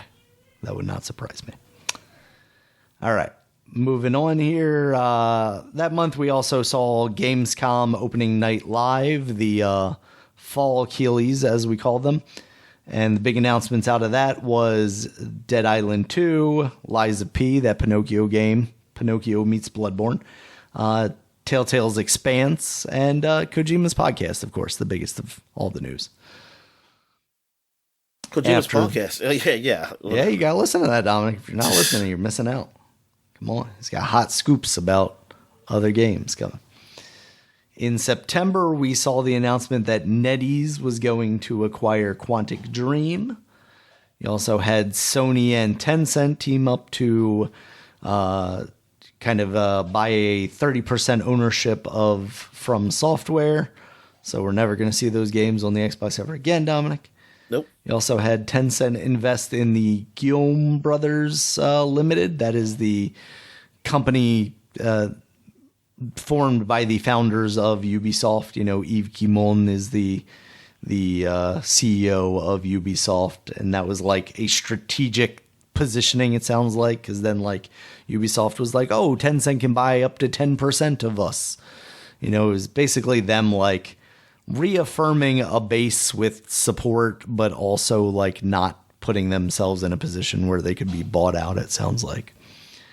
And this is also where it seemed like Sony started really complaining about the potential of Microsoft owning Activision Blizzard, more specifically Call of Duty. You know, that's where that began, and boy, did it continue, because it's still continuing to this day, as I, hear in the background right now, somewhere in Europe, Jim Ryan is crying. You also had Assassin's Creed Mirage announced. That was shortly before the Ubisoft Forward that occurred, which was basically just like, here's an Assassin's Creed, here's another Assassin's Creed. Oh, you want more Assassin's Creed? Guess what? We've got more. So a lot of Assassin's Creed coming out of that. We also got the title, The Legend of Zelda Tears of the Kingdom, and the release date coming May 12th, 2023. In September of that year. Damn, man, this is the busy shit. There's a lot of shit that happened in September. Yeah. Also PSVR 2, that's when we found out that it would not support PSVR 1 games.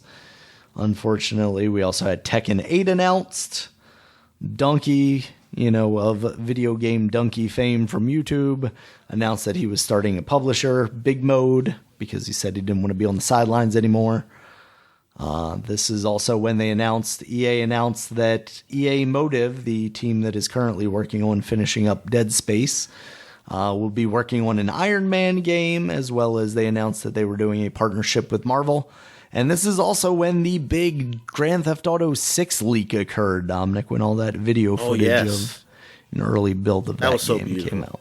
Yeah, God bless the person who did it, even though that child that is now rotting in jail. Yeah. Thank you. Is he? I don't know, probably not. Yeah, I don't even know what the hell is punishment. He's in a different country, Dominic, so their jails are like, they've got PS5s, they've got all the video games they want. So, gourmet meals. All right, in October, Dominic, we had Google announcing that they were killing Stadia, which is occurring in like a couple of days now, I think. I think January 14th or something is the official end date of that. But with that, they announced that they were giving people hardware and software refunds, which, out of everything, that's kind of the best outcome that could have occurred. They didn't believe me when I didn't. I said I had hardware too, but because I had to prove it to them. And they said, I don't see a receipt of me buying one or something. Yeah, it's weird. It's like, this is also when we found out that Need for Speed Unbound was finally a thing. There had been rumors that we were getting a Need for Speed this year, but they officially announced it. Darn, and it came out this year. And it announced in October. That was announced in God darn, I didn't even realize. Yeah, it was one of those things where it's like, it really feels like if you guys are coming out with a game this year, you should probably start talking about it. And yeah, they finally did in October. and then it released in late November, early December. Yeah, something like that. Crazy. All right, the Meta announced the MetaQuest Pro for $1,500, and also announced that they had purchased Twisted Pixel, Armature Studios, and Camouflage to work on lots of VR titles. And also announced that Game Pass streaming, because I forgot that, so I put that on here. I totally forgot that, Game Pass streaming too. is eventually coming to the MetaQuest. Okay, I need to know when that's happening. Yes. In October, we also saw the shutdown of the newly reformed G4 TV. You know, everybody kind of right around the holidays, I think. Or no, it wasn't the holidays. What was it that was happening around that Halloween. time? I mean, I didn't see October. Nah, yeah, because it was like the 16th. But I felt like people had gotten fired again while they were on some kind of break or something. But yeah, that happened. This is also when we first got the comments from that one developer saying that the Xbox Series S is a potato. So the memes will continue to live on from that forever. This is also when Mortal Kombat Onslaught was announced for mobile. So, Oh, yeah. Further to our discussion from earlier in the year. I wonder if Reptile will be in that. Maybe that's what the leak was all along. Konami also announced all of those Silent Hill games that they're coming out with, including the Silent Hill 2 remake made by Bloober Team.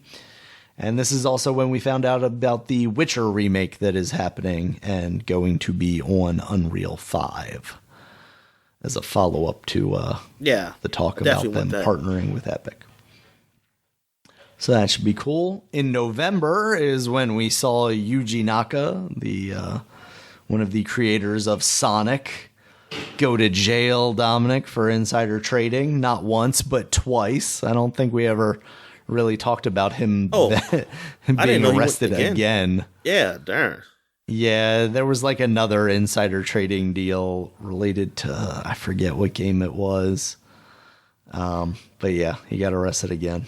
I don't know if he's still in jail or not. I have my doubts, but I wonder if he's dealing with any sort of I thought he was put to the sword, man. I no, he was. I mean, with everything you hear about, like the Japanese justice system of like 100% conviction rate or something, it's like, yeah, if you're arresting this guy, he's basically going to death row, right? Isn't that how that works? Nah, I don't think so. All right, next up, Dominic, Pokemon launches. It's completely fucking broken, but is still the fastest selling game of all time, basically. Don't matter. Does not matter. Just like the Avatar made all that money. People like saying, oh, it's not that great, but it don't matter. It don't matter. It's still made a shit load of money. And he's going to do 2 more. Oh, yeah, we ain't talking about, you should talk about what we've been watching. An Avatar, about how the next one is, I forgot the name was going to be called, but it's something to do with fire. Oh, it's gonna be Fire Navi. Are they gonna live in a volcano now?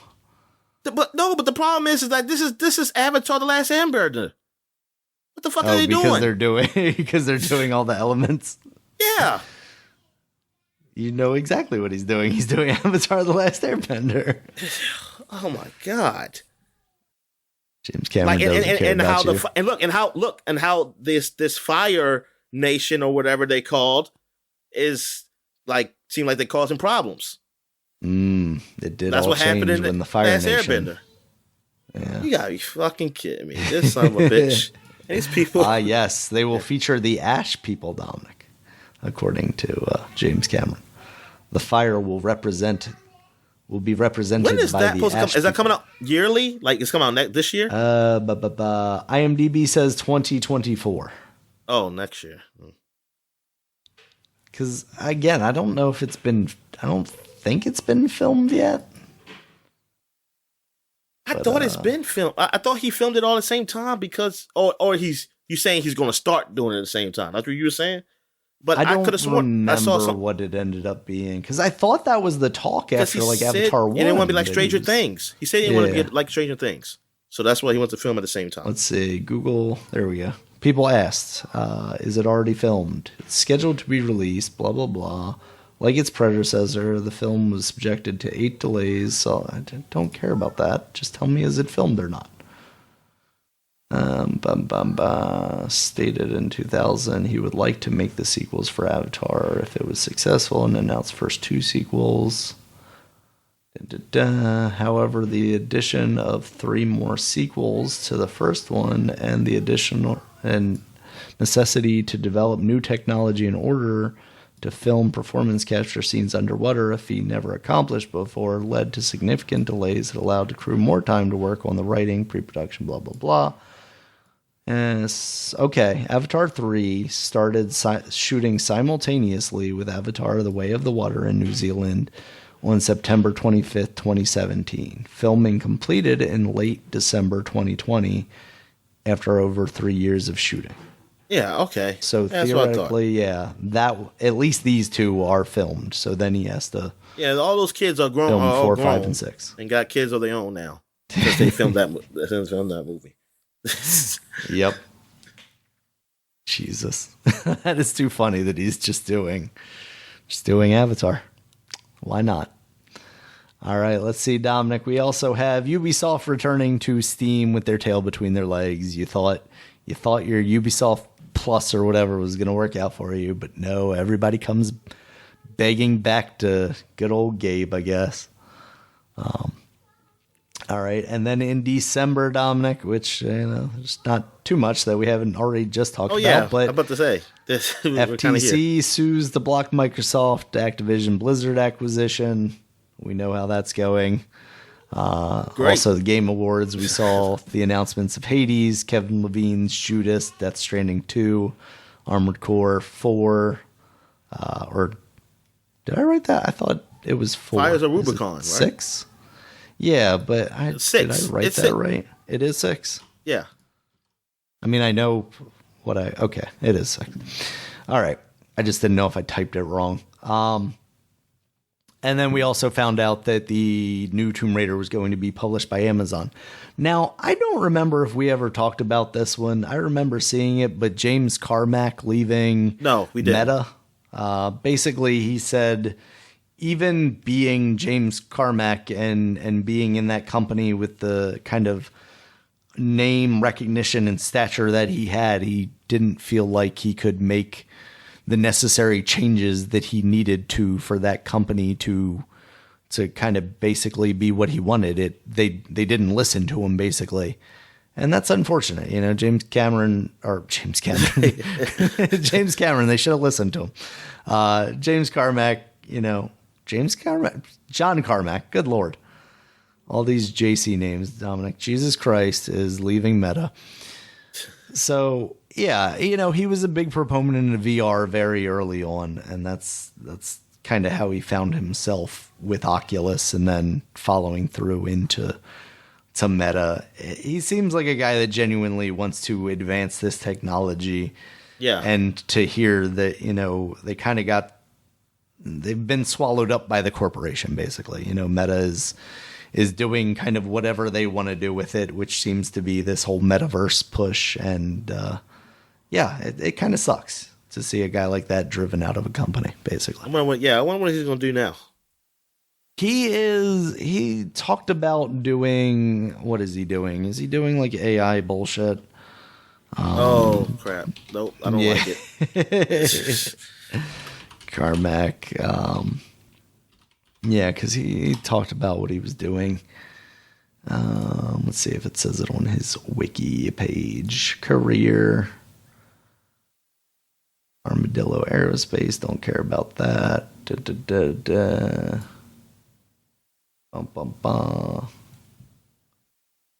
Nope, not good there. What does John Carmack do now? Thank you. That is... yes, general intelligence, or general artificial intelligence is what he is working on now, Dominic. So he is working to make Skynet happen, basically. Yeah, I'm just unfortunate. I like this second question. Is Carmack a genius?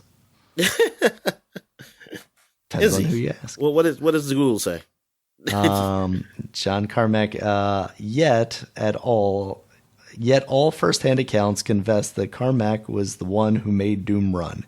He is famed for his reclusive nature, his genius, and his monkish discipline. He has monkish discipline, Dominic. He sits under waterfalls. Oh, monkish. Oh, okay. Monkish, yeah. For some reason, I'm thinking about monkey, man. Yeah, I'm tired. Yes, his monk-like discipline. Yes. Monkey-like discipline. All right, Dominic, so that is our 2022 kind of wrap-up. Was there anything else that stuck it out in your head as far as events in 2022? Or that was the final thing of 2022. Thoughts on the year? The biggest thing was the Microsoft Activision Blizzard. And it's amazing that happened in the beginning of the year and is carried through. Yeah. Of course, the GTA leak. I mean, I forgot about it. So, I mean, that is big, but I totally forgot. It's funny because I think it's just because of my age, because I'm not like a lot of these things. I didn't remember until you said it. I was like, oh shit! Like this is supposed to like when you said the GTA 6 leak. I said 4. It. Something like that, like I'm into GTA, I'll be always thinking about that. But now, I don't know. I'm just like, hey, I wait till it gets here. Yeah, I think I'm in the mindset of, hey, when it gets here, it gets here. It was something else I forgot that they were doing the remake for, the whole Silent Hill. I totally forgot about that. Yeah. Remakes. And, I mean, yeah, that's basically it. Yeah, it was nothing else that I could think of that was really huge. I admittedly forgot about the Bungie thing. Like, I know they work for Sony now, but I completely forgot that was a thing, and a thing that was announced like a week after the whole announcement of the Activision Blizzard stuff. So yeah, it was a wild year, Dominic. We're gonna see the fruits of the labor, hopefully, this year, especially out of Microsoft, because boy howdy, they need a solid year. Like they can't just have a game or two. They need a year where they're putting out at least like a game a quarter that is AAA, high quality, well reviewed. They've got to. I mean, I want to know what game is going to come out during the fall of this year. Yeah, for Microsoft. Yeah, because we're talking about Redfall and Starfield both supposedly coming probably in the first, maybe second quarter, right? Because they're supposed to come within a year of that last presentation, right? Which was in like June, July. That was part of like the Keighley Summerfest stuff. Oh, and Typewire Tokyo is supposed to come out too, I guess, because it's going to be that makes sense. Yeah, a year since it's come out, just like Deathloop. Yeah, too bad that doesn't seem to be anybody's most anticipated game anymore. No. I know. I'm just saying that is a Microsoft game, but I mean, technically, it's on both systems. And I'm just thinking about like the fall. Like I hope it's a Gears a surprise. Like we've been holding it out, and Gears is coming out 2023. I saw something earlier this week that was like a new Gears game was announced, but it's like a card game or some shit. So I did not mention it. Oh yeah, until don't right this moment. Don't anger me. Just yeah. I don't physical know. cards, Dominic. You know you need them. I mean, always Forza. It's going to be a Forza, and it's going to be the normal Forza. Yeah. And boring Forza, yep. And I don't know, man. I'm happy with Starfield, but like you said, they need. Maybe that's when we finally see Hellblade. Because they just haven't had because of the quiet years it's been. They need one, and this year. But they've also because there have been so many quiet years. It feels like they have so much in the chamber. Like they announced a Fable game, Dominic. We haven't seen anything from it since. Perfect Dark. Perfect Dark. They announced a Perfect Dark game. We haven't seen anything from it since. Like, there's so many games that you could point to from Microsoft that we saw like one glimpse of. Like I mentioned earlier, man, it's going to be banging. 2024. Yeah, it's going to be. 2024. It is going to, man. They are going to kill. It's always. Because for some reason, I can't imagine it come out this year because they didn't say nothing about it last year. Like about how close it is. But that's what I'm hoping is like all surprises. They kept everything close to the chest. Yeah. It comes out and then they come out and be like Battletoads and awful.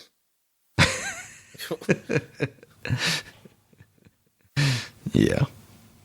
Fucking Battletoads. All right. So, yeah, that's it, I guess. Because no new releases. That pretty much wraps it up. Yeah, nothing on the new release calendar. Unless you... Boy, Dominic, like, I typically pull that off a wiki, right? But I get PR emails from Nintendo. And they're like, the Nintendo Direct downloads. And they just had a list of like 60 games that were added to the eShop this week. That are all just like the most absolute garbage trash. I'm like, how does this happen? Like, why are you letting? It's bad. So yeah, but that is it because we do not have any new releases for this week. All right. Is there anything else, Dominic? Nah, I'm good. All right. Thank you guys as always for listening. You can check us out on Twitter. Dominic is at DStallworth5. I'm at Regulus MB. Podcast is at Supapod, SUPAPOD. Supapod.com is the website. You can check us out there. It has all of our previous podcasts as well as links to all of the places you can find us, including YouTube, where there's a video version of this podcast, as well as audio places like iTunes, Stitcher, Google Podcasts, Spotify. And until next time, guys, talk to you later. All right, see ya.